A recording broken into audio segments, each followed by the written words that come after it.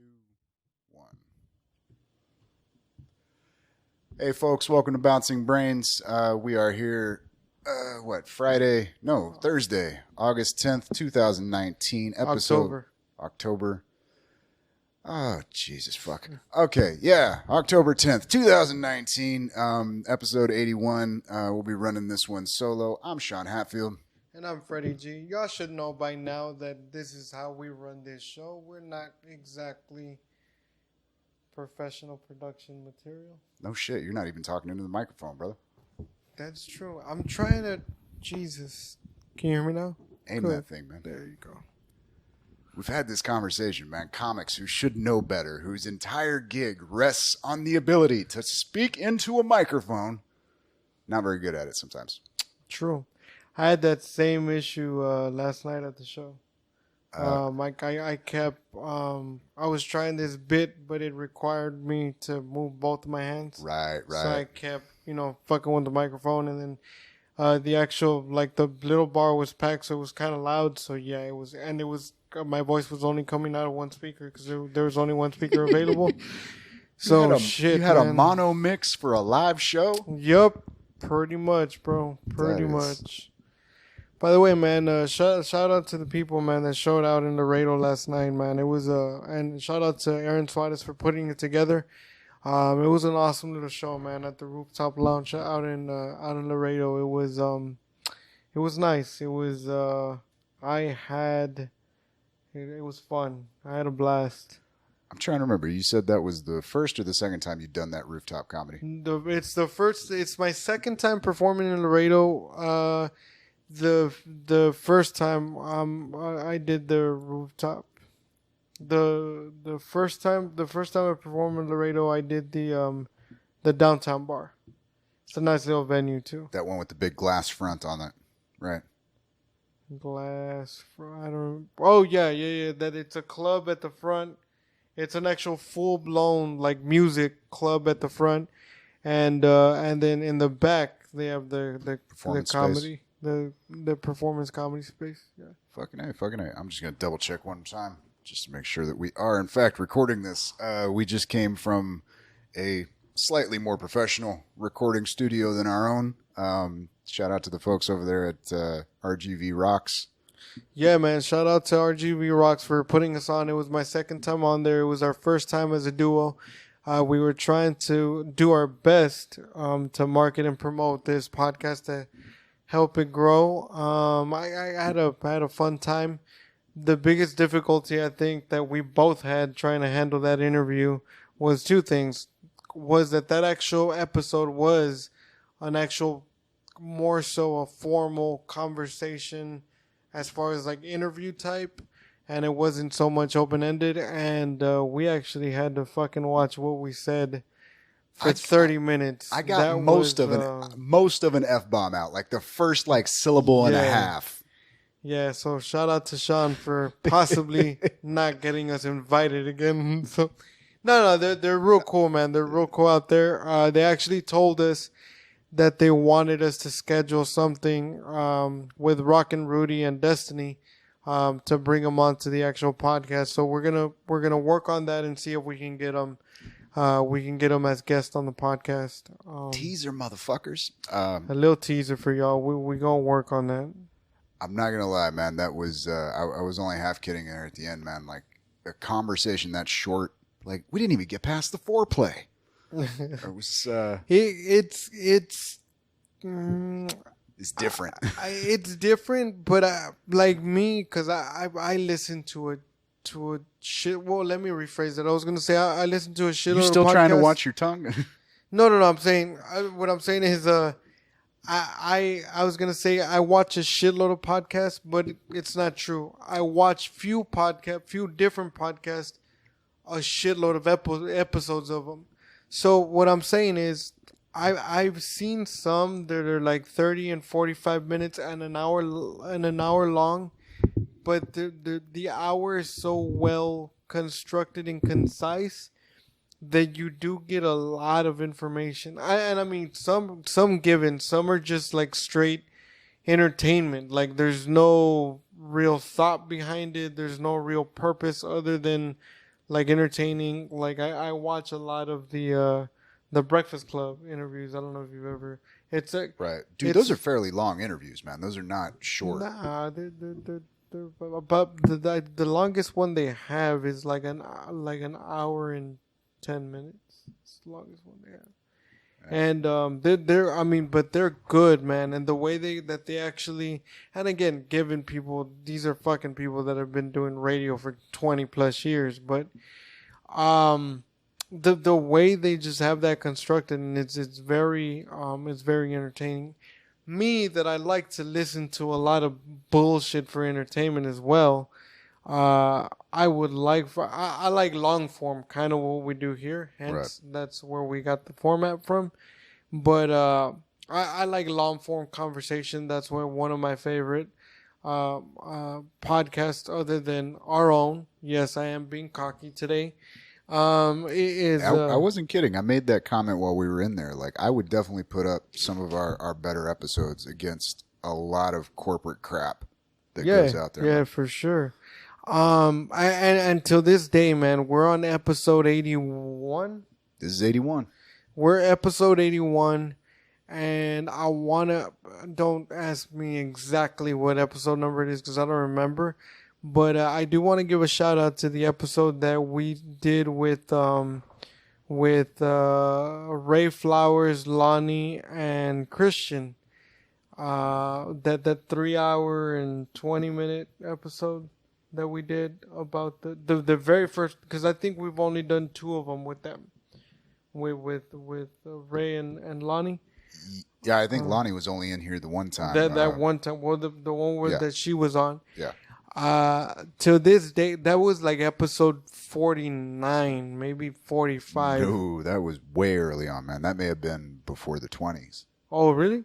Yeah. Okay. Maybe early 20s. But, well, the reason I bring that up, man, is because to date, that's still my favorite episode. It was a good conversation. That episode was so fucking, like, it was fun.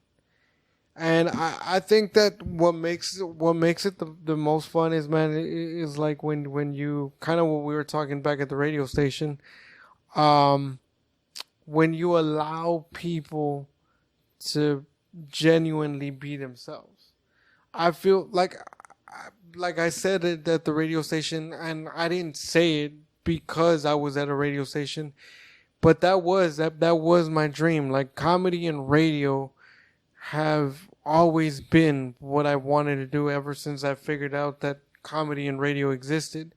But as I grew and I got the understanding of how everything worked and how everything was constructed and everything that went behind it and how big of a devil the FCC is, I learned that there's just too much regulation. I'm more so, and I don't want to sound fucking preachy, but I'm more so for the I still fucking believe in freedom of speech, man. You should be able to say whatever the fuck you want. I don't know exactly what the regulations are at this point, but I know at one point it was after 10 or 11 p.m. you were good to go. I think. But you like, for example, as far aside from straight up obscenity, I think you were good as far as language. That's what I was gonna say. I'm not too bothered. Well, no, I'd be lying again. Yeah, the fucks and the shits. Like, I gotta be able to say what I want. Yeah, but that's not my point. My point is, dude, I hesitated to say pissed off. Yeah, I caught that too. No, but what I'm saying is, I'm talking about more so the content. Like, for example, on radio,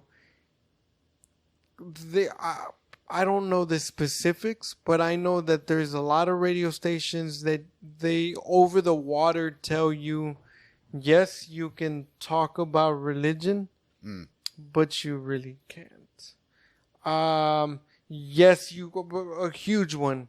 Yes, you can talk about politics, but on live commercial FCC radio, yeah, you can't. You really, I mean, well, okay, you can talk about it without really choosing sides.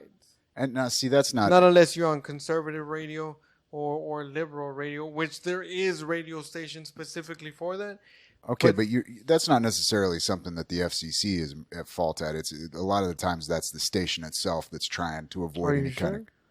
I think there is. All right, if because I don't think you can do like politically endorsed. Like if you're endorsing like an actual candidate in an election, I think you know what? I take that back. I know for a while there. For decades, man, you had to give like equal play to both sides. Dude, aim that thing at your face. Not gonna try to teach you how a microphone works, man. But I don't think that's even a rule anymore. I think they got rid of that back in the late '90s, maybe, or maybe early 2000s. It was either under Bush or Clinton where they got rid of that. You no longer have to have, like, say, if I'm on here talking up how good the Democrats are, I don't have to like give equal time to talking up the Republicans. I know that was a rule at some point. I don't think that's the case anymore. Yeah. Which is actually why we have fucking Fox News and MSNBC sitting on different sides of the spectrum talking shit about each other. Exactly. And it all brings me back to my main point, which is the main point that I made at the radio station too, was that that's why I then fell out of love with actual corporate radio, if you want to call it that, and I fell in love with podcasting because it's not really like regulated at all, and really FCC does not have a say so as far as you can prove that you're an actual. Let me put this: the FCC can suck my cock. Yeah, see, and you can say shit like that on a podcast because. As a matter of fact, YouTube can suck my cock. We're on YouTube. Find us under Bouncing Brains. Shout out to YouTube, pussy. My point being is, like, we're not beholden to anyone. I mean, look, there's. Not to say we don't eventually want sponsors on this thing, man, but we're not beholden to anyone. And frankly, if some sponsor tried to come on here and was like, hey, look, we're going to give you a bunch of money, but you can't say this, that, and the other, it'd be like, oh, well, kindly fold that check until it's all corners and shove it squarely up your fucking ass. Pretty much. I mean, don't get me wrong. I think I've said this before on a past episode. If somebody wanted to come in and be like, hey, we want you guys to host a completely different show, and here's some rules and here's some money, be like, oh, yeah, fine. But you're not going to come in and tell me how to run my shit. Yeah.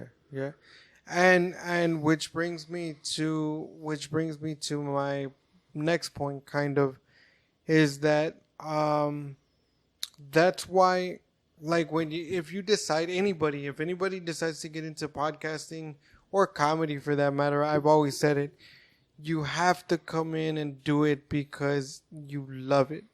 The reason as to why I say it is because we're doing a podcast right now as we speak, but there's literally no money here.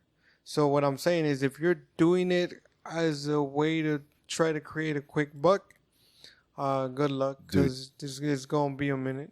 You want to talk about like little indications of this, like, okay, is this your passion? Is this something you're actually interested in, man? The whole time we were sitting there, again, great folks over there at RGV Rocks.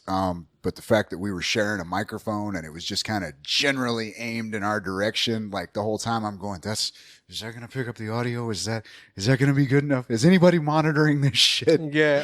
Well, I mean, and the other thing is, there's another thing that I have a problem with, again, ever since I've been doing this podcast, another thing that I have a problem is, like, when you're recording, not having headsets.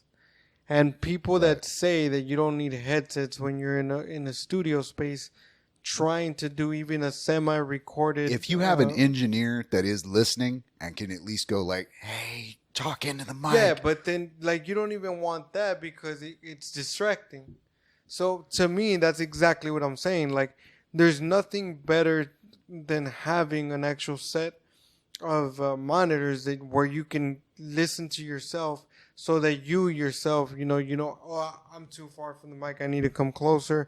I need to make these adjustments, so that you don't have like those kind of distractions.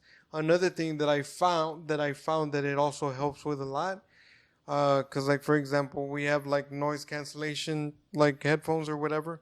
It kind of keeps you focused and in the zone and actually listening to the details of, like what something somebody is saying. Yeah. So it helps to, like, not distract you by, like, other shit. Oh, yeah. Also, if had that issue when I was doing those comics table episodes where I'd sit around with the comics before the shows, where if very rarely, I think maybe once or twice, I had people wearing headphones on there just because there were so many people at the table. Yeah. And the crosstalk gets lost. You can't make like a small little comment on the side because nobody's going to hear that shit. It's going to show up on the audio, but you don't have that responsive dialogue going on right there. Whereas if everybody has headphones on, you can literally whisper into the fucking microphone and everybody's going to hear you. You know what I mean? Yeah, exactly. And it sounds a little more dynamic too, because you can get loud with it. You can get quiet. Now we're just talking about details and whatnot. But well, we've both done radio before, man. Just as guests, and it always kind of it irritates and amazes me how casual. Like you talk about the headphones, man. Twice now I've walked into stations and gone to put the headphones on and all this. I'm like, all right, are these working? Is this mic working? And all this, and they're going, it doesn't matter. It's like, motherfucker, why the hell do you have a studio if you're not going to fucking use this shit? Exactly. Like these are tools to actually make your content, like, one, more listenable, but two, a little more dynamic. Again, so there's that I don't know, a little more attention to detail with it that some people get a little too casual about. Always irritates the shit out of me, man. Like, and again, at least one or two other times I'd walk in there and they're spot on. Well, to kind of shout out the specific name, man, fucking sitting in with Sam Daly was like, that motherfucker is a audio engineer. He is doing that shit on the fly. There is nobody else in the fucking room but him, and he's working those machines, man. And he's damn good at it too. So I was observing that. I was observing, like, the way he would run the commercials, the way he would do the timing, Yeah, dude, he was literally editing and cutting promo clips like while we were on commercial break. Yeah. It was fascinating to fucking see. I mean, it's a little bit shit because you realize the reason they have to have somebody that competent in there is because the stations are making such cuts to the budget that it's like... And it's funny, man. I'm going to tell y'all something, like, behind the scenes, that if you don't go behind the scenes of a radio station, you probably will not know, or if you've never been in any kind of production. But, like, for example, like you saying that he was doing shit on the fly, something that I remember that he did when I was in that interview with him was he was actually doing the cutting of the promos and shit for advertising that he had to do. And in between breaks, when you go on breaks and the commercials are on, you can't listen to who's on the studio because you're not live on air. So, but you only do get 30 seconds. So within these 30 seconds, he was doing all this shit. I was sitting right in front of me. He looks at me and he was like, all right, we got 15 seconds left. When we come back, I need you to tell me a joke that works. And I was like, excuse me? He was like, yeah. Tell me a joke that works and I'll take it from there. And I was like, what do you mean that works? Something that you used on stage. Bring it in. And, like, on the spot. So we came back and, like, I didn't want to look like a fucking deer in the headlights, but I was like, okay, just think about it. So my semi-professional comedic talent clicked in the back of my head. So what I did was, I brought up the conversation. I brought up the conversation about being hardships of being disabled, right?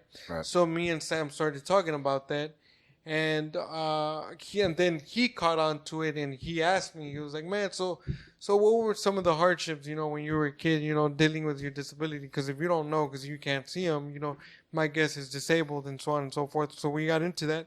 So as he brought that up, I told him, smoothly, without a pause or anything, I told them my story about the short bus. Right. And that blended in just beautifully, and it made it seem like it was a natural part of the conversation. Now, given, for the people that didn't know, I wrote that joke. That is that is a joke that I wrote and I formulated as part of a routine. But I just threw it in conversation and it blended perfectly.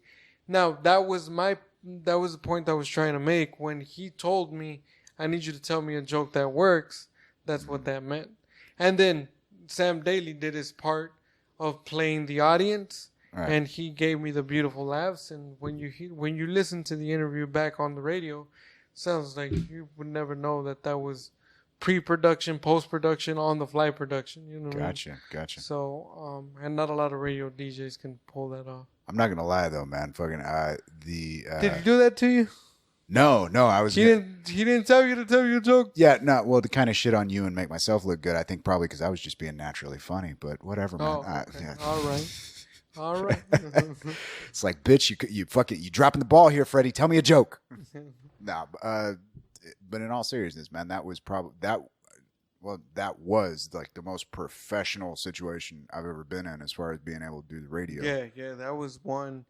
That was one interview that I could look back and be like, I mean, I've been in a couple.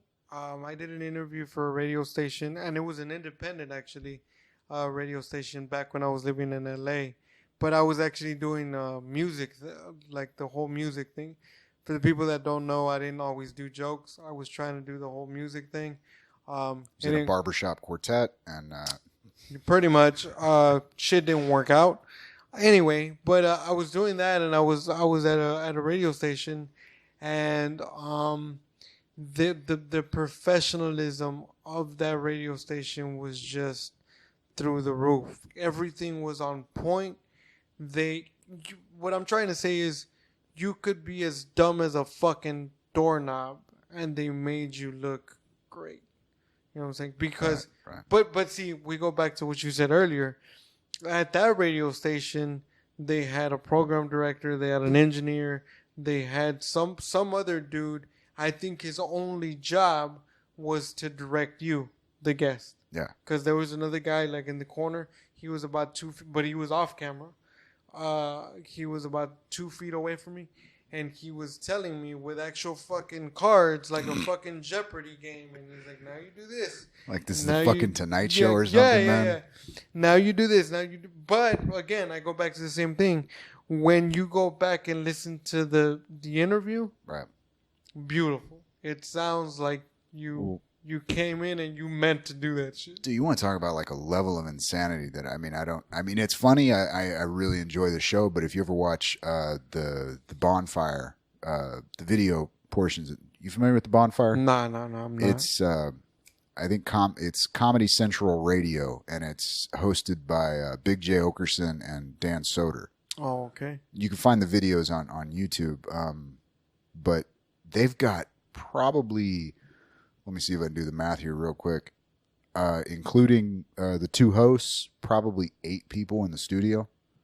Okay. I mean, it's just ridiculous amount of, and they're all, behind laptops. One of them's live streaming. One of them's doing this and that and the other. And it's, now granted, it makes for a really good show because it allows the two hosts, who are two hilarious comedians. I think I've even brought up the show on here before, man. It just lets them be. They're not worried about any of the technical side of it. You know what I mean? That's, be honest, man, that's really what I try to go for when we're doing this thing, man, is to just give us that, we set it up, hit record, and we just fucking go. Like we're not. And that's why we were able to mesh so well as far as the idea of bringing this shit together, because I think we had the same mentality. My big dip, I only had 2 very clear goals when I came to Sean with this idea. Goal number 1 was that I wanted to have a platform, like the platform being the podcast, where I could say whatever the fuck I wanted with nobody telling me what to do or what not to do. And I could literally touch on any fucking conversation that I wanted, no matter the subject. That was goal number 1.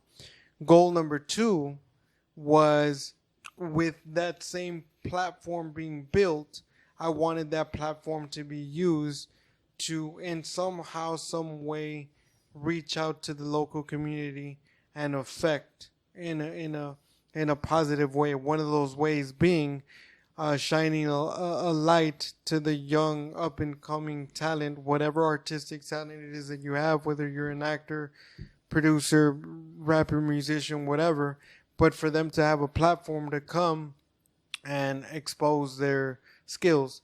Those were my only two goals. Those were my only two goals that I related to Sean. And I do remember telling Sean, that's the only thing I want to do.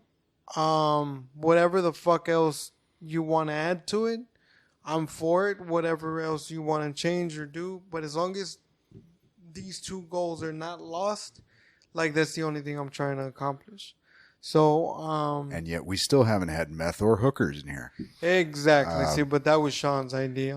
By the way, I did want to clarify on something that I don't think I did a very good job of talking about when we were on just earlier. I really would suggest to anybody listening to this that's involved in creative stuff, or even if you're just trying to talk up the local scene, stop referring to it as like Valley artists. They're fucking artists that live in the Valley, okay? There's not, when you're making that distinction of like, I understand you colloquial pride, all that fucking nonsense, but like, it's not like there is some special quality that is imbued because we're from the Valley. We're in the Valley. Yeah, you make it sound like we the special kids. I mean, for the people you know what? No, seriously, man. For the people, get that shit. For the people that are not retarded or anything, you might not understand. But when we were in school, like we had them special ed classes, and like everybody knew that side belonged to that side, and everybody knew that we would like, the special kids is exactly what the fuck, and that's what they would call us. So. Yeah, like I understand what you mean, like by not alienating, specific talent by saying, well, they're RGB artists, because we are artists. It doesn't matter like where the fuck you're from. I mean, yeah, rep your city, your state, wherever the fuck you're from, but don't alienate to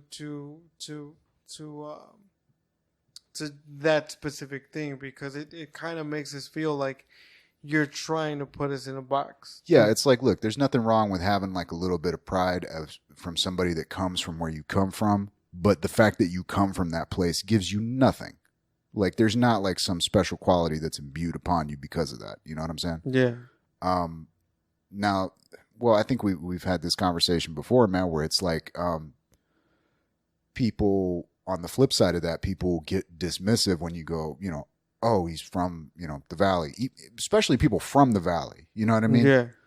Like, I think it, at least on several occasions when I've been, upstate or at least out of the area where like they go like, oh, the Valley, I kind of know where that is. All right, let's see what this motherfucker's talking about. But like a lot of motherfuckers here in the Valley, less and less, I will say that. You do see people, kind of realizing a little bit more, opening up the mind and going like, okay, that 20-year gap, we've definitely talked about this. That whole 20-year gap on culture and technology that we used to have down here. We don't have that anymore. We are at pace with the rest of the fucking world, or the rest of the nation, and the nation is riding. Granted, we don't have like the best internet connection in the world. As soon as we get like fiber optics down here, dude, shit's gonna get crazy. But as far as the availability of and access to technology platforms, yada yada, yeah, man, we're fucking there. We're on par at this point. So this kind of ass backwards idea of like, where we're stuck down here in the Valley. No. We're geographically separated. You got to drive a couple hours to get to some motherfuckers, but that's it. You know what I mean? Like, at some point, we've talked about this before, man. At some point, once we get the kinks worked out with like doing phone interviews and shit like that, yeah, man, this goes from being, the local Valley podcast to just being a motherfucking podcast. Yeah, and to be honest, I think we've been treating it that way the whole fucking time. But. Exactly. And see, that's the other thing. The other thing is, as into why I fell in love with podcasting as opposed to like just doing radio, is because I figured out that if you just do radio, you're limited to certain markets. This is what it is. Now, given markets are huge, they market in the West Coast, market in the East Coast, Central, and all of that. They're huge, but you're still limited to a certain market. Ask a motherfucker in Nigeria, if they know what a fucking radio station from anywhere here in the nation. The funny part is, man, like the station we were on, which is 97.7, I forget the call sign for that. There are motherfuckers in Laredo that probably were receiving that better than people in McAllen, man. Yeah. Like like I said, I did a program on that same station back in the day. Shout out to Mark Pena, comic from Edinburgh, up in Austin now, trying to do his thing. But he had a program on there for a while, and it was, how to put it, man. I know at one point, and granted, this was probably frustration on Mark's part, but he was like, "Yeah, welcome to the station, broadcasting to at least half of the parking lot." It was like, yeah, man, I was trying to listen to the station as we were driving up there, and there's nothing, man. And I don't know if it's like maybe we get issues with maybe some of the stations from Mexico that turn up their broadcast tower a little too high, but there's literally like nothing on the station when you're trying to listen to it. Yeah. Sometimes you gotta hold your nose in the right position and go stand on the roof with some tinfoil.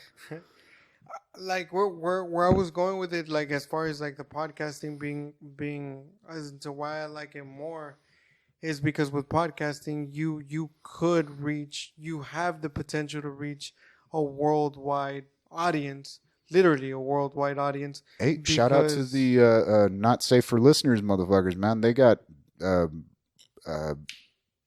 Bert, man, took himself a little European vacation a while back and ran into what do you call it? Listeners. Like shit, I didn't know that. Yeah, I think he was. I'm trying to remember where it was, man. I listened to that episode a couple weeks back. Go check out the Not Suitable for Listeners podcast with our boys Roy Gomez, Joseph Soto, and Humberto Moreno. I'll be doing a show with those guys this Saturday. This comes out tomorrow, by the way. But yeah, I'll be doing a show with at the Spot in Harlingen with those guys. We're gonna be doing a Greek toga party. Nice. Yeah. Roy already told me he's going to be rocking some Power Ranger fucking bed sheets. So that's going to be fun. Yeah, I didn't quite express that properly when we were doing the interview earlier. It was just kind of like trying to figure out how to explain that. It was like, it's going to be a weird show. I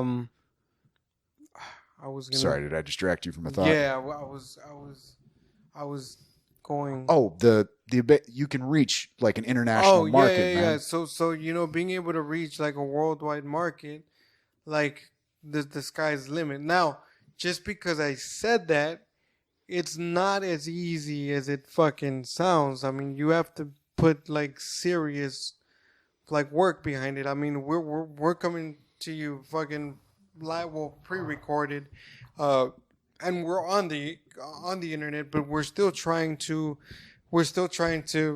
grow our audience. So you still do have to put the work in, but as opposed to a radio station, to where even if you put the work in at a radio station, and I understand the radio's been around for years, but even if you put the work in there, you're limited to certain markets. If you put the work in on your podcast, like you just said, somebody in England, Spain, Afghanistan, if there's they got also a bootleg. the ephemeral nature of it, where it's like, look, unless you're on the station talking 24 hours a day, people just miss it.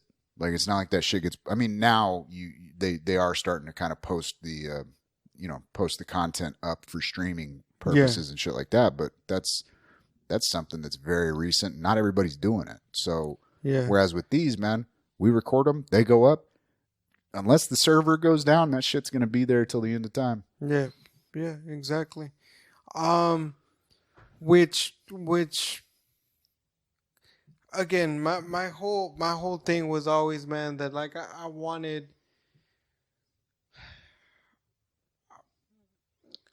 I always felt that I had something to say. So I think you felt the same way, and hence I think that's why we chose to do comedy, because I'll be honest. Sometimes it does kind of feel like you come out just like yelling, like, I got something to say. And it's like, okay, what do you want to say? No, I just wanted to say that I have that I had something something to say. Yeah, I just wanted to let you know I had some shit to say. Nah, but yeah, like I always felt that I had something to say, and I do have a very big mouth. I have a way of expressing myself that is not so suitable in certain places sometimes. But my point is that again, it brought me back to this doing the whole podcasting, doing comedy. It's just a way that I get my message delivered out there.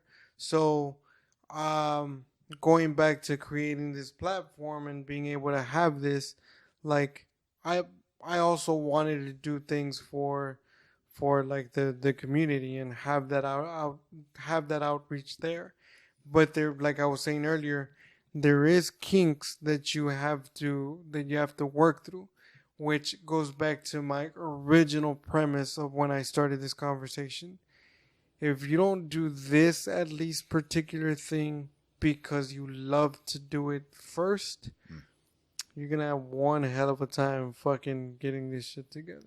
Cause I mean, people don't know, but me and Sean have tried to kill each other a couple of times. Well, apparently, none of us have been successful, but We could neither be murderers nor suiciders. But yeah, I mean, we've had. Well, look, man. I was trying to figure out the timeline when we were talking earlier. What we probably started doing the podcast in June of 2018. Yeah, you're right on the money. We started right about a year ago. We took about a 9-month hiatus, man, just because was it 9 months? It was pretty fucking close, man. Oh, yeah, and that hiatus hurt us bad. Oh, you know how I know it was 9 months, man? That's when I grew the fucking beard out, man. Yeah. I remember that. I was going somewhere. There was a point with this. Oh yeah, man. Look, we had a hiatus because we were getting hung up on the fact like, oh, we can't bring guests in here, and like I think both of us were still trying to work up to that point. Like, look, if anyone's listening to this right now, and this doesn't sound like some forced like kind of half-ass fake conversation, that's because we've been doing this at least long enough that there is a comfortableness with just talking definitely on the microphone and having a point to what the fuck you're saying. Yeah. Because you can go back and listen to some of those earlier episodes where we just kind of rambled along, didn't quite have an idea of where we were going with it, man. I love that you touched on that specific point because it's like fucking telepathy. So, going along with what Sean just said, another thing that I picked up on and that I learned is, and I think this applies with everything, whatever dream it is that you, but like your real dream, like whatever it is that you really gotta want to fucking do, whether it's a radio personality, a doctor, lawyer, whatever, but something that you're like, I don't want to sound fucking cliche, but literally something that you're like, I was born to do this shit. So my point is, what it like with me, because this is the only example I got. This is what I love to do. Like, you have to, and these are the words of Mr. Joe Rogan. You just have to do it, and once you do it, you have to continue doing it. And he says, when you continue doing it and you do it constantly, eventually something will happen. He said it's inevitable. Something will happen if you can. He's like, whether it be podcasting, whether it be comedy, right? Even if you start in comedy and you suck, say you only got one joke, and even that one joke on a scale from 1 to 10 is like a fucking 1.5. When you start something like comedy, when you start something like podcasting, as you continue to do it, it's one of those things that you're gonna get better as long as you just keep doing it. So that was his advice, like, keep doing it, as opposed to very simple. If you start to do it but then you stop doing it, what happens? He said nothing will happen. and you'll stay in the same place where you left off. But I guess my whole point to that analogy, if you want to call it that, is once you start it, it's one of those things that once you start it, as long as you keep doing it, eventually something will happen and you'll be able to carry on with it. Which that's what I'm trying to tell y'all. That's what I'm waiting on. I'm waiting for that something to happen. Eventually, it'll get there. I got you. But the reason that I haven't gotten tired and frustrated with it is because, going back to my original point, who would you kill? You got to do this shit because you love it. So I do this because I really enjoy doing this shit. Yeah, and to touch on something I think we've talked about before, man, it's like, look, when it comes to something, specifically comedy, man, but like with a lot of things, it's a single player sport, which makes, if you can find a support network, whether it be other performers or other, craftsmen, creative types, or just, whatever it is you're doing, if you can find like-minded individuals that are pursuing similar goals and collaboratively work towards bettering that chance or the output, whatever the content is, that's a bonus, man. You know what I mean? Yeah. Like, there is a... like, look, man, I did... You brought up trying to listen to some of the solo podcasts that I did for a while. Mad Laughter podcast. Not any episode has been a year and a half or so since I put an episode out, but trying to work on that. But point being is, you go back and listen to some of those early conversations, I was fucking stuttering and stumbling, and just the idea of it's like, okay, I can go on a stage and talk to a bunch of drunk strangers. Yeah. But now I'm going to record this shit and put it on, this is going to be a permanent record of this shit. There's a little bit of a difference there, man. I had a point to this when I started this sentence. I don't remember what the fuck it was. I think what I was trying to say was there's going to be a progression. Like you said, the longer you do it, the better you get at it. But it's, you hear that saying, it's like riding a bicycle, you don't forget. It's like, yeah, you'll still be able to jump on the bicycle and ride it fine, but you ain't going to be winning any fucking races if you're not putting in that effort. Exactly.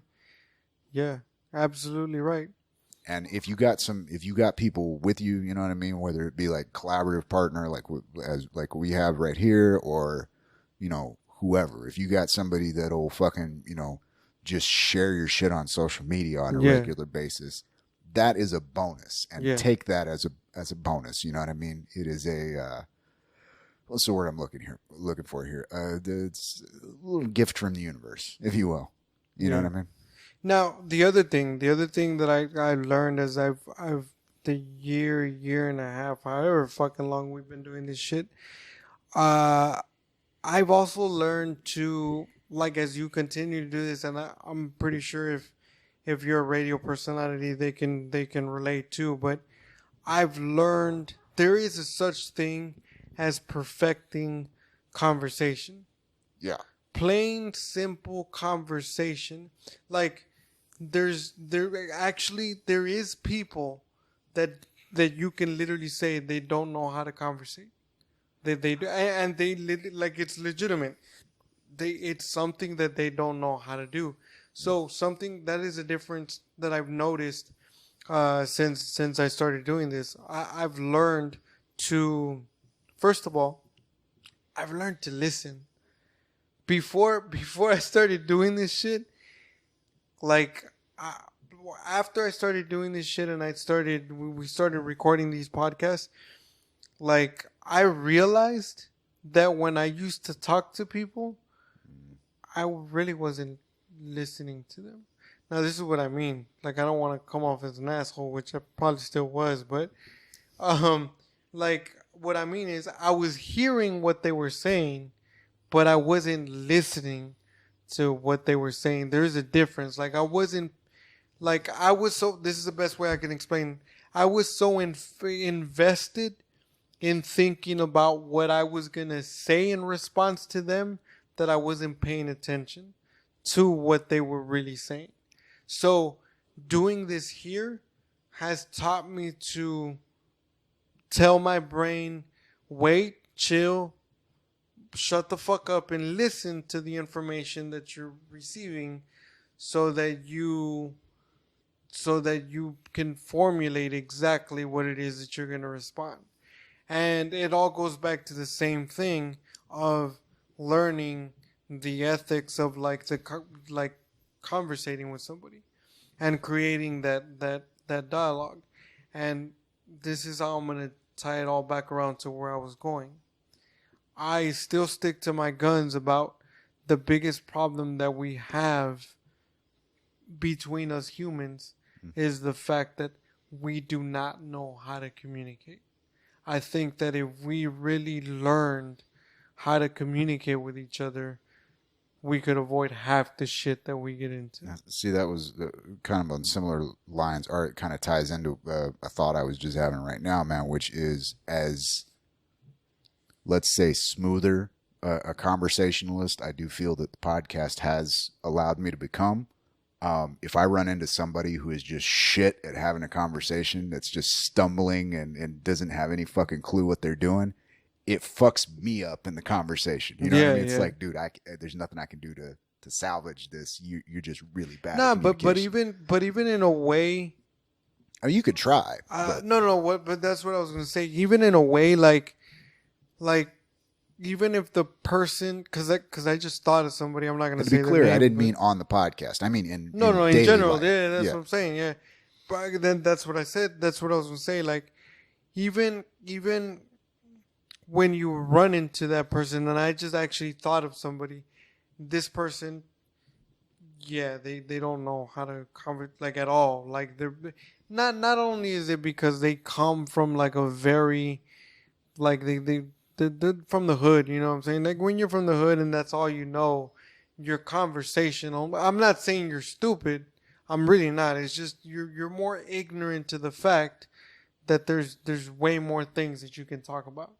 Other than guns and drugs and hoes and parties and shit like that. Nothing wrong with that. We've talked about that plenty on this podcast. There's nothing wrong with that, but that's exactly what I'm saying. Like that's where their conversation and subject matter like caps. So, which that's not my point. My point is that even when you speak to somebody like that, when you've learned to experience, to navigate yourself through different conversations, I feel, like I said, like you said earlier, it may be a little different for you, maybe a little different for everybody else. We handle things differently. But I feel that you can learn to navigate and drive that conversation. Even if there's no real solid subject matter there, you know what I'm saying? It's like what I've always said. I can bullshit in small talk with somebody all day. I can do that.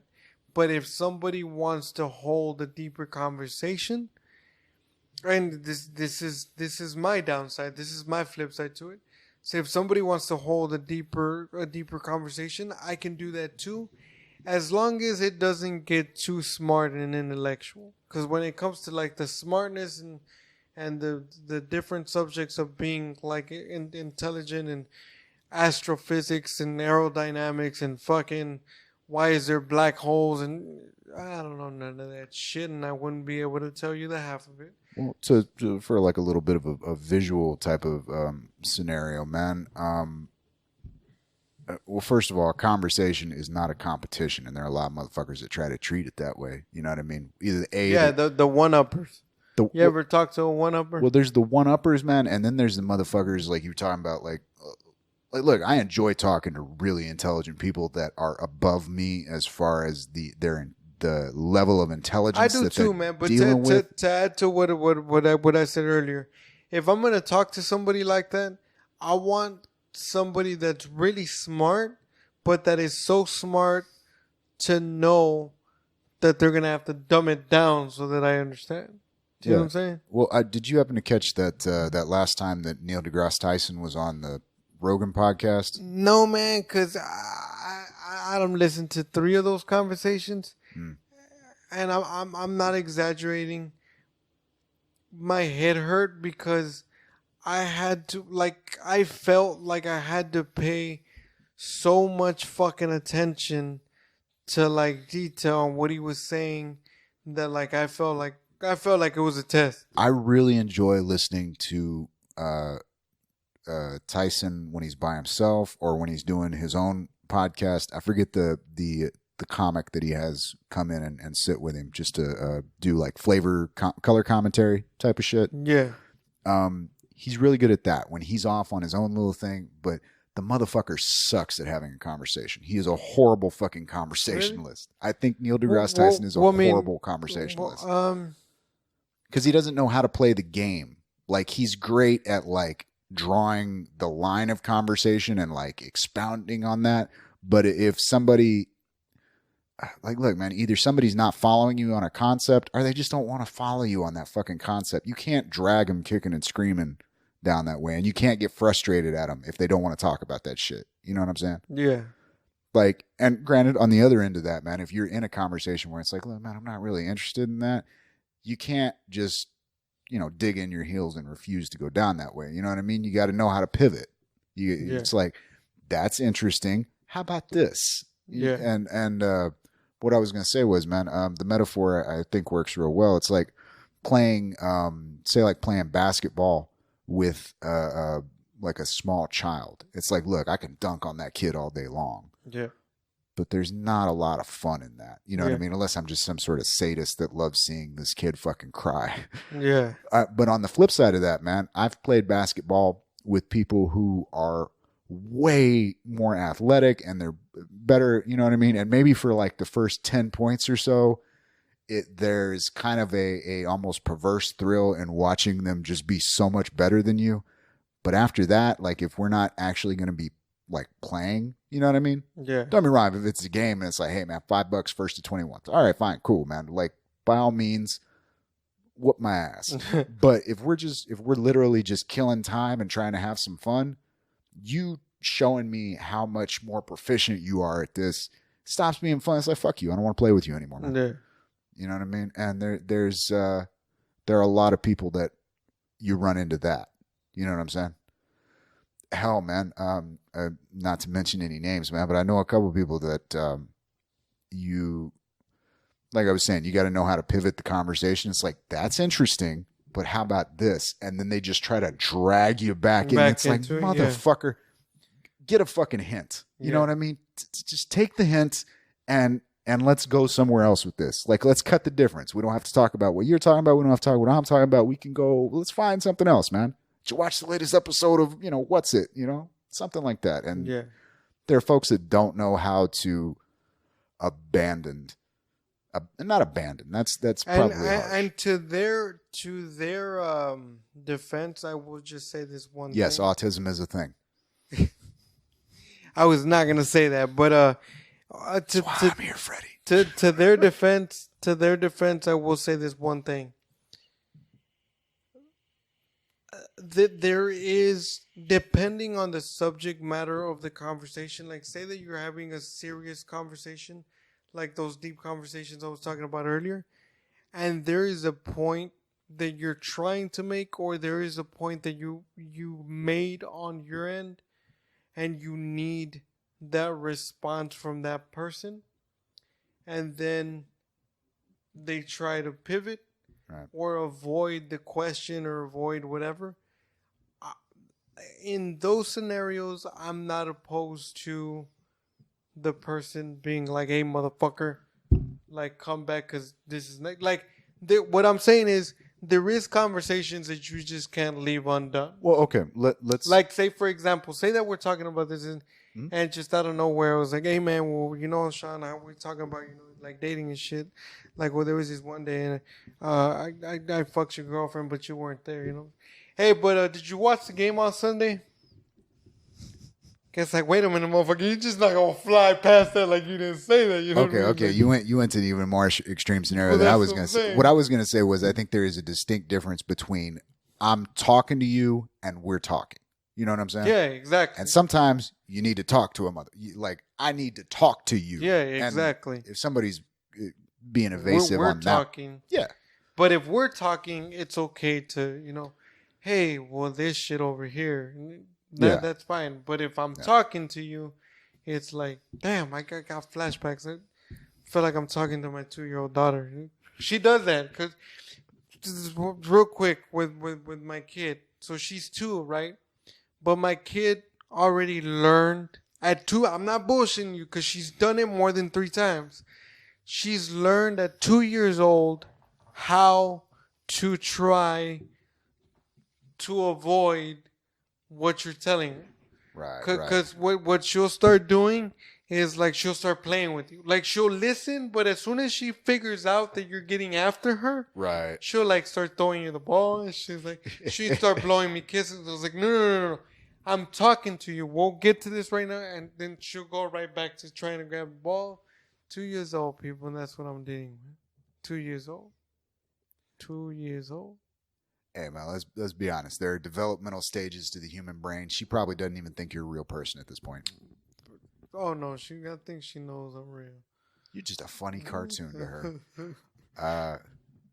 Yeah, there's something to that. Actually, I'm trying to remember the specific. I think it's about like 4 years old. If they're still pulling that shit, that's when you got to clamp down, because that's like that social age where like, okay, if you're doing this with me at home, this means you're probably doing this with other people out in the real world. Yeah, that shit ain't gonna fly. Yeah, you got to be damn fucking charming to be able to be that much of an asshole. Yeah. And just an FYI to everybody out there, you're probably not that fucking charming. Yeah, man, but that's my whole main premise on the whole conversation about the podcast and what it taught me, or like what I was able to benefit from it. Was the whole. I guess I'm just saying it made me for a better conversationalist, if I can say that. Now, I do want to throw this out there because I'm fucking judged all the time. I'm not saying I'm the best. I'm not saying that I've learned so much that I can hold a conversation with you and explain everything to you. I don't. But what I am saying is I've learned to give everybody the respect of like, I'm going to listen to you even if I don't agree with you.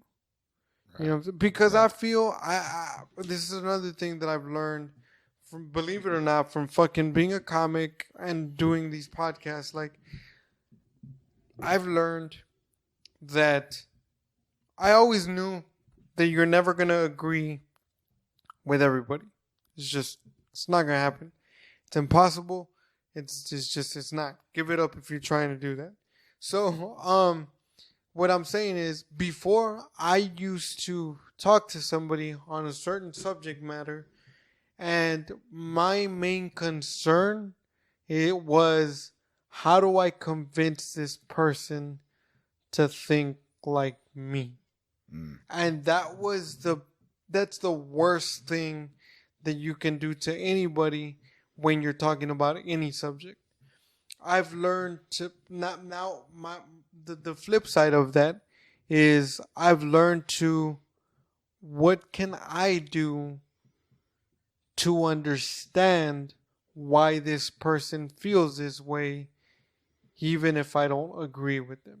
And I'm not gonna lie to you, it's hard. It's hard, but you have to like move your ego out of the way.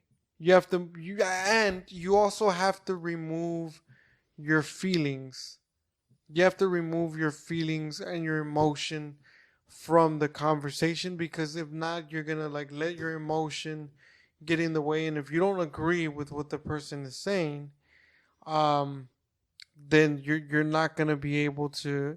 You're not gonna listen to them. You're not gonna go anywhere. So, and if you don't want to get out of that mind state, then there's no point to having a conversation with somebody that you don't agree with. And here's the thing: if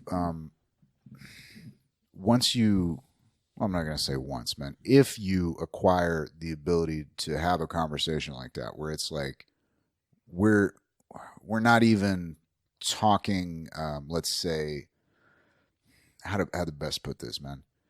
if we're actually playing the game of the conversation, where it's like, here's some ideas, is this interesting? Is like, what's your take on this? What's your take on that, man? But when you start trying to, how to put it? Because I say the game of the conversation, man, but there's really no way the game doesn't end. You know what I mean? Yeah. Like it's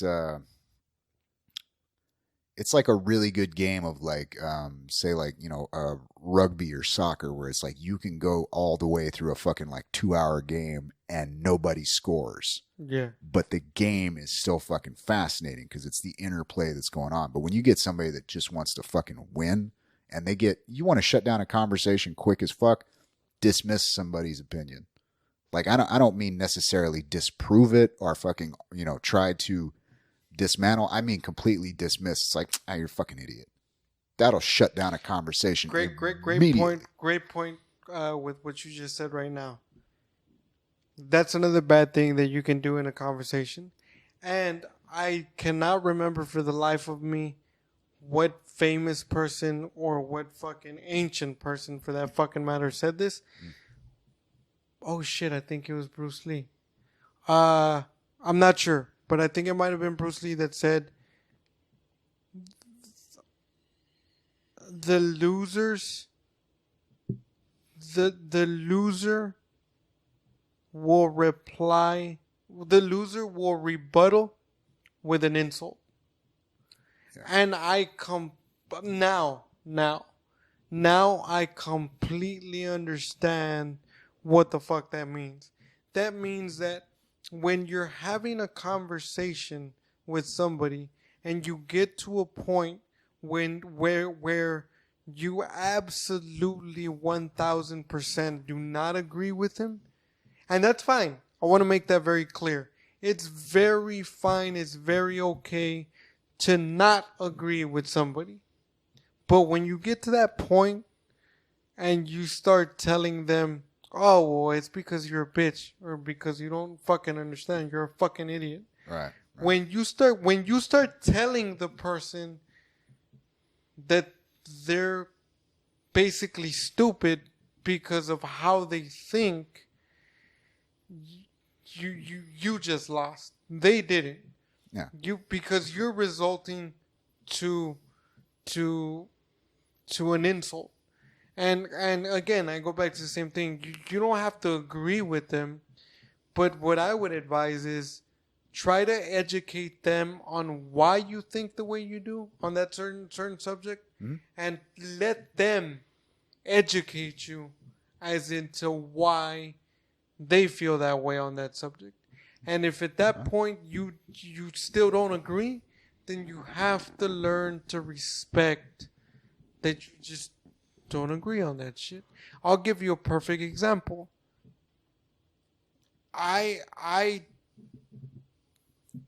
even fucking have trouble saying it, but I 1000% do not believe in the Big Bang Theory. We have managed to avoid that fight for 81 episodes now. Yeah, it's just like, we came from a fucking explosion in the sky, and you're gonna tell me that this beautiful Earth came from that? I can't. But I know plenty of people, millions of people. Well, I don't know millions of people, but I know that millions of people strongly, truthfully believe that. I'll give you even one worse. The Earth is not fucking flat, people. It's not. But if you... Not to call out any names, but we actually had a guest on here. That episode is no longer up, but we had a guest on here where I got into it. Not got into it as in an argument. Well, you were there, man. Fucking... it was like, okay, I don't think the Earth is physically flat, but if you want to talk about like conceptually, we exist in a flat plane. Now, you can go into, okay, gravity makes us all kind of level on equal, whatever, all that. Yeah, but it doesn't, like you said, it doesn't make it flat. Yeah, but I mean that's a conceptual experiment. But if you get somebody Now, on here that wants to start talking about the Antarctic ice wall and all that Yeah, shit, yeah. you go, yeah. No, this is the thing. So with my point with that, people that think that the Earth is flat, I've already told you, and I'm not saying you, but like it's just an example. Say the person was here. I've already told you why I feel the that's not true. So you're telling me why you feel that it is true. So my last step in the conversation would be, again, this may change depending on the subject matter, but uh, my last step would be, okay, show me some solid science that the Earth is flat.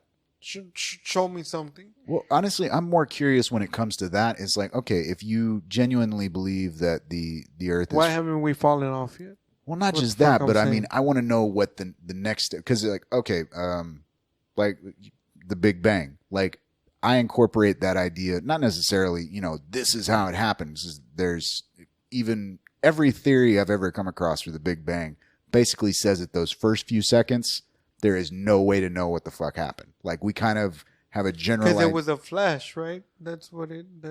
well, not just that, but there was no there for those first few instances. No. But that's what I'm saying. And I'm not a fucking scientist, but from what you're saying, what I understand as far as those few seconds, Yeah. they say that we don't know what happened in that lapse of those few seconds, because it was literally a flash. They said that it was like a flash faster than the flash of like the conception of light. I may be wrong. I'm back again. I'm not educated in this shit, but from what I've read from reputable articles, NASA and shit, and whatever they do tell you, that's basically the gist of it.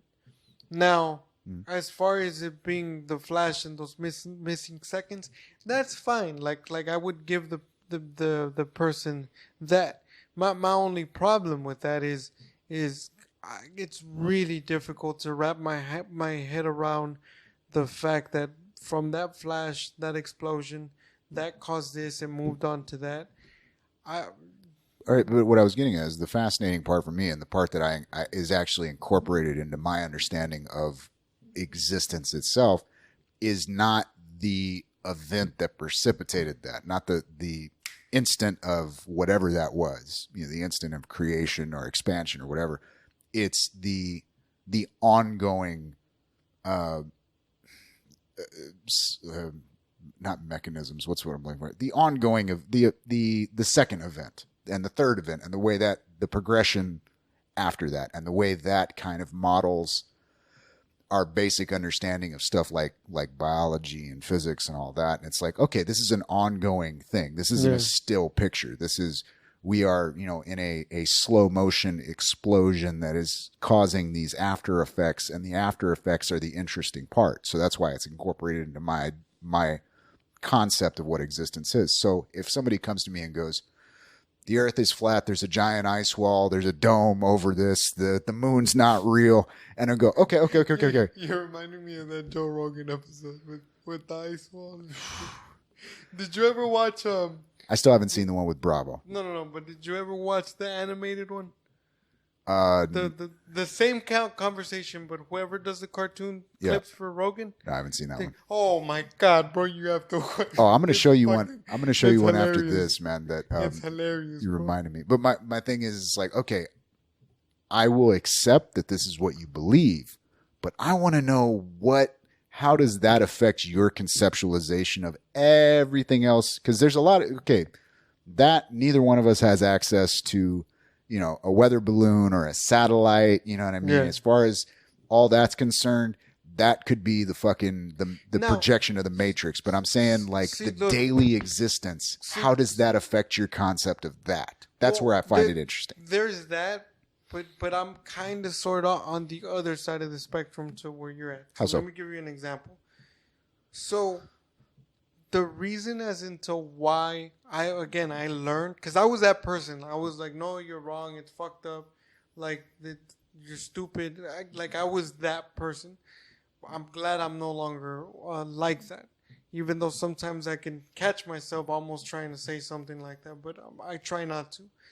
But the thing is that I go back to the point of like everything has to come, whatever it is, the Big Bang Theory, the evolution, God, Adam and Eve, whatever it is that you believe in, that's how we got here. It goes back to the same thing. And what I'm saying is, it's the basis of faith. So, like, for example, right. You, Sean, whatever it is that you believe in that we got here, and I'm just for the sake of the example, say that you believe like that we came from like the Big Bang Theory and we blew up and we're here. Like, that's the basis of your faith. Because for whatever reason, right? Yeah. That's the basis of your faith. Now, if you go back, this is another misconception that a lot of fucking people have. If you go back and look at like the meaning of what faith is, a lot of people relate it to faith like in a religious way, which that's fine. But faith, like the real meaning, is just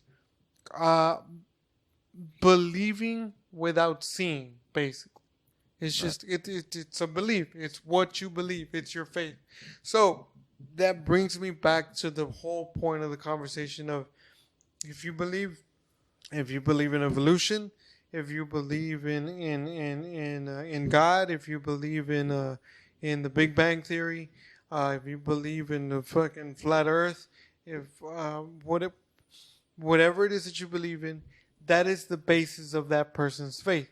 So, hey man, there are people out there that think the Big Bang led to the flat Earth because that's the way that God wanted it. So I mean, look, you can mix and match that shit all day long. I was gonna get into something similar to that, but what I'm saying, the whole point to me saying this is, like, no matter what, you have to learn to respect everybody's faith. Like that's yeah. Look, there are a lot of people out there that are uncomfortable with the idea that there are different conceptual models for the universe.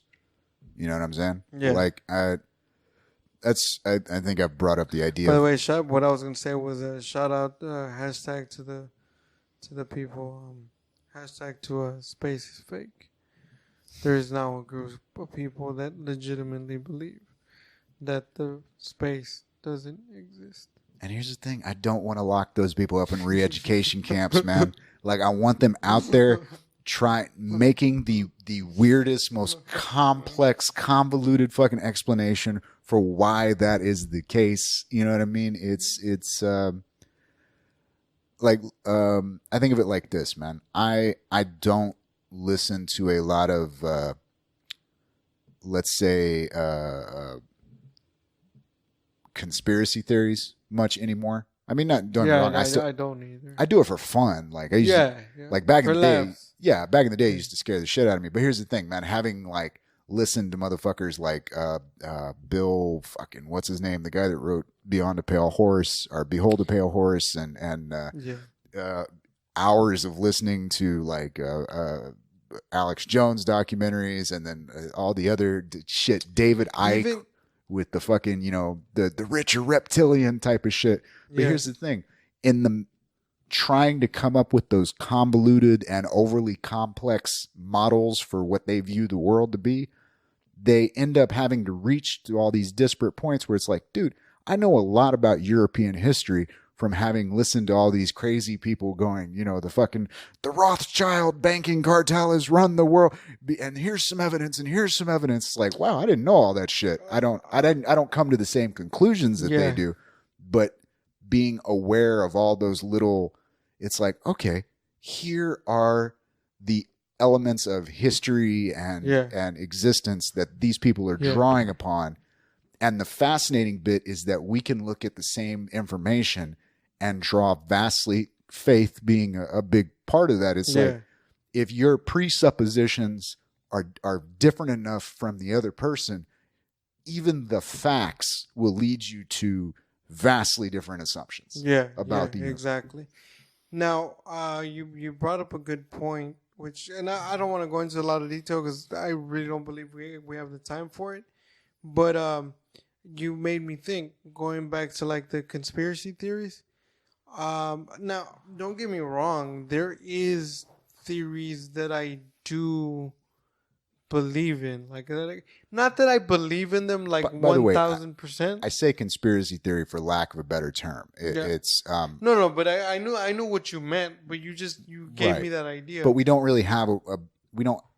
If we do have a proper word for that like it's like, look, conspiracy theory only denotes that there were a group of people trying to do a thing, and here's an idea about that thing. Yeah. But the idea of the conspiracy theory, as far as the connotation of it, is the peeling back the walls of the matrix and viewing the real truth, the man. Code and shit. Yeah, there's a bit of paranoia involved with that, which can be fun, especially if you mix cocaine with it. But that's what I was gonna ask you. Is there one conspiracy theory that you do believe?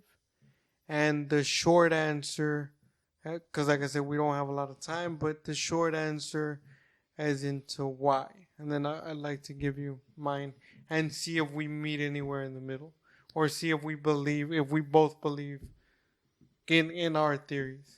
Because there's two theories that I do, like I believe in them like 60%, 70% maybe. Is there one that you do believe? I think the closest one to, because there are a lot of them that like I assume that at least parts of it are true. Like a great example of that would be like, okay, the oil industry killed off the early electric car. To a certain extent, yes, but also there was the whole matter of the technology for batteries wasn't quite there yet. Like, look at what Tesla's doing with like little acknowledgement of the real world right now. They're having the blackouts in California because I completely forgot about that. Here's the thing: they also have shitloads of those charging stations for the electric cars out there, and because Tesla, as a company, has also has the division where they develop the big battery packs, those big ones that you can actually put in your house, hook it up to your solar system and all that. Yeah. They're installing those on the charging stations. So like they're able to not only build the infrastructure relying on the power grid, they're able to actually build a supplemental infrastructure around that, where it's like, okay, the power grid's not working. Fuck it, we're going to stick these batteries in, stick some fucking, some solar panels up, and bam, you're good to go. You know what I'm saying? Okay. So yeah, there's like something like that. It's like, I find it fascinating, and a lot of it is true. There were companies bought up patents. There was that motherfucker back in the 80s who swore that he got a car to work on water. Yeah, I was thinking of that. I've seen examples of the Japanese developments behind that. Yeah. Again, there are little things where it's like, yeah, man, there were electric cars, but they didn't really go all that far, and there were limitations and stuff like that. But like one of the ones like way out in left field that like I think there's a lot of evidence for is like the mystery schools. By the way, we didn't land on the moon. Go ahead. I'm gonna pull a fucking pull the pivot. No, what's it called? I'm gonna pull a hat trick right here. I'm gonna connect three of them together real quick right here. Okay. The mystery schools in Europe after the Crusades were basically, you were sending off these very wealthy and highly educated noble, sons of nobles and shit into the Middle East, and having them interact with the Islamic Caliphates the Islamic Caliphate out there, which by all accounts, the Caliphate out in Baghdad, say pre-Mongol invasion, those motherfuckers were like the cutting edge of philosophy, mathematics, and all that. And you can go like, well, they kind of stole it from, North Africa and Greece and near Asia and all that shit. And it's like, yeah. But they were at a crossroads where all of that stuff came together. You know what I'm saying? So they were able to synthesize what was the leading edge of human thought at that point, man. Yeah. Now, granted, the Mongols rolled through and fucking burned all their fucking, shit and killed everybody. And it's like, there's a reason fucking Baghdad doesn't look so sharp today. Like, seriously, fucking almost 1,000 years later, like there's that shit still has fallout. Yeah. But what I'm saying is, okay, so these motherfuckers go out to the Middle East. They're introduced to all these new concepts, the banking structures that were kind of getting, involved in, like, say, someplace like Italy, where they were doing the fractional banking and the, the double book. The terminology is slipping away from me. You get simple shit like that, and then you get the high philosophical. I was just talking earlier today about the, people talk about, like, there's not much, say, Muslim culture here in the U.S. Bullshit. We've had Islam in the U.S. since this was a fucking, since was a British colony. But here's the thing. If you look at, say, Freemasonry here in the U.S. as compared to Europe, the Freemasonry here in the U.S. has a lot more Islamic influence, because the Muslims that were here in the early days of, European settlement, or let's say non-native settlement of of North America, there was a bias against the Muslims. Yeah. So they basically had to find refuge within these social club type of things, the mystery schools, the fraternal orders and shit like that. Yeah. So yeah, that's the reason, like, you see a lot more, like, Islamic influence within American Freemasonry, is because they did harbor, sounds like a bad word, but they kind of sheltered some of the early Muslims here in the U.S. So you get something like that, and then you get into, there's the whole conspiracy theory. Again, there's the whole theory that, say, NASA in its early days was heavily Masonic, right? Mm-hmm.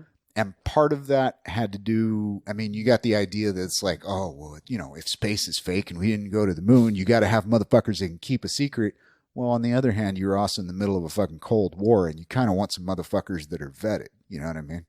Some people that kind of already have that idea. Yeah, I get that, but and it's not like we weren't using the best people. But for somebody to be vetted in war, in layman's terms, you don't necessarily had to have gone to the moon. See what I'm saying? No, I'm not saying they had to have gone to the moon, but I'm saying regardless of what they were doing, I'm saying that if you had a bunch of, okay, we need a group of people who already are into the idea of, we're going to keep our mouth shut, keep the secrets to us. It's all within house. Yeah. Okay. You go to something like the Freemasons, where their whole fucking deal, because there were times in the history of this country where admitting you were a Freemason. I'm not a Freemason, by the way. It's just they wouldn't let me into the club. I don't have enough. You actually have to have enough money to qualify for this point. There's that whole social aspect of it, but yeah. I'm fascinated by it because there is a lot of history and information. Granted, I think mystery schools are bullshit. It's like, dude, just lay out the facts. But they managed to, like, much like the Islam, they managed to shelter a lot of this information that most people would have, just gone, he's a heathen, and burned you at the fucking stake for it. Yeah. You know what I mean? So you get these weirder ideas that have managed to come down to us through there. You know what I mean? So if you need some people that know how to keep their mouth shut and are okay, let's say, taking the top down interpretation, where if it's like, this is how it is. If somebody above you goes, hey, this is how it is, and you go, okay, that's how we're going to roll with it. That would be the type of individuals that you'd kind of want. You know what I mean? Yeah. Now, at this point in time, are all astronauts still Freemasons? I fucking doubt it. But we're, Aldrin and fucking, some of the names are escaping, Shepard and fucking yada, yada, yada. Some of those motherfuckers. Yeah. You can actually go find like Masonic flags with the NASA logo and all that shit. Like, so there's some fascinating shit that's tied in with all of that, with the general conspiracy theories. Yeah. You know what I mean? Were the Knights Templar actually wiped out in 1310 in France? Probably not, man. Like, I was just looking at something the other day, and they had the logo for I don't know how familiar you are with the Crusades, but the Hospitallers, which were another group like the Templars that were out in Jerusalem during the Second Crusade, I think it was. Yeah, they just managed not to piss anybody off. The Templars came back and got into banking and land ownership and all that. Like, they literally held like a good third of, the known world's wealth, either physically or on the books at one point in time. And the Hospitallers were just a little bit better at not being arrogant assholes about it. Yeah. So, yeah, and they weren't lending the King of France money, which, when the King of France doesn't want to pay you back money, you can go cut your fucking head off. We're coming up at hour and a half at the moment, man. Anything else? That flew by. Motherfucker, because we know how to talk, dog. But what? Is there anything else you wanted to touch on, man, before we get out of here? You got a show coming up next week, right? The 16th with, what's his name? The Hypnotist. Yeah, that's... Oh, shit, yeah. So, yeah, that's on the 16th, and then I also got a show. I got a show on the 16th at Tina Ray, and I got a show on the 19th, Saturday in San Antonio. And where the fuck is that? That's that barbecue joint, right? Yeah. Right. Did I put where the fuck? I just put the address, not the name of the place. But yeah, it's a comedy showcase on Saturday the 19th. Okay. And that's going to be next week. That's with Mind Twist Comedy, right? Yeah, with shout out to Irma Ruiz that put that together and put me on. So I'll be in San Antonio the 19th. Again, man, shout out to Aaron Suarez for putting me on that Laredo show. It was beautiful. It was a beautiful fucking turnout. Thank you for all of Laredo that did come out to support the show. I love performing there. I still think it's a goddamn miracle how they've managed to actually get the support that they do have out in that town. Yeah. I also do want to shout out, man, also Steven Sosa and Fred Madrigal and them from Laredo Funny that's doing their thing out there, man. They're really putting on the scene, so... Yeah, dude, all those motherfuckers out there are doing shit, man. Fucking George Alvarez, fucking Roger Ramirez, Sarah Garza, you know what I mean? They're out there. They're putting in work. If you're following the South Texas comedy scene and a little bit beyond that, like, yeah, man, these are the names you're going to see popping up again and again. As far as myself, I got a show coming up. If you are listening to this on Friday, the October 11th, I got a show coming up tomorrow in Harlingen at the Spot. I think I mentioned it earlier with the boys from Not Suitable for Listeners, Roy Gomez, Joseph Soto, Humberto Moreno, and Timothy Looper, I believe, is going to be on the show as well. Nice. That's going to be a hell of a lot of fun. It's going to be a Greek toga party. We'll be out there having some fun. I think they're having a competition for best dressed toga. So, come out, do that shit. Anything else you want to touch on? No, that's all. That's all we got for now. Social medias. Y'all can find me across the board on Facebook, Instagram, and Twitter at Freddy G. You can find me at hatfieldstandup@gmail.com, as well as Hatfield Standup on Facebook and Twitter. And I'm going to dip my toe into Instagram coming up here at some point, mainly because I just want an excuse to take photographs, man. I don't take enough of them, man. I show up at places, I got no fucking evidence. I'm like, man, I wanted to remember that. I'm a big ass pothead. I'm still not comfortable, like really comfortable taking pictures either. So. No shit, you're in charge of our Instagram. We haven't had anything on there for a year. Yeah, true. You get on that. Yeah. And if you want to get in touch with us, by all means, by the way, if you are listening to this, wherever you're listening to this, drop us a comment or something and let us know where you're consuming this podcast at, because we're just kind of all across the place at the moment. You can listen to reruns. All right, we're on rgvtitanradio.com Monday, Wednesday, and Friday, 9 to 11 p.m. You heard that right. AM. Jesus, man. I am a big-ass pothead. But yeah, 9 to 11 a.m., Monday, Wednesday, and Friday. Monday and Wednesday will be reruns, but Friday will be the new episodes. So if you're listening to this tomorrow on RGV Titan Radio, let us know. Reach out to the folks at RGV Titan Radio. Let them know that you're enjoying it. If you're watching this on YouTube, leave a comment. Like, share, subscribe. You can find us on YouTube under Bouncing Brains. And you can find the audio version, just standalone versions of the podcast at shoutengine.com/bouncingbrains. You can reach out and touch us at bouncingbrainspodcast@gmail.com, as well as Bouncing Brains Podcast on Facebook, Bouncing Brains on Twitter and Instagram. And that's it, folks. Thank you for listening. Keep it tight. And well lubed.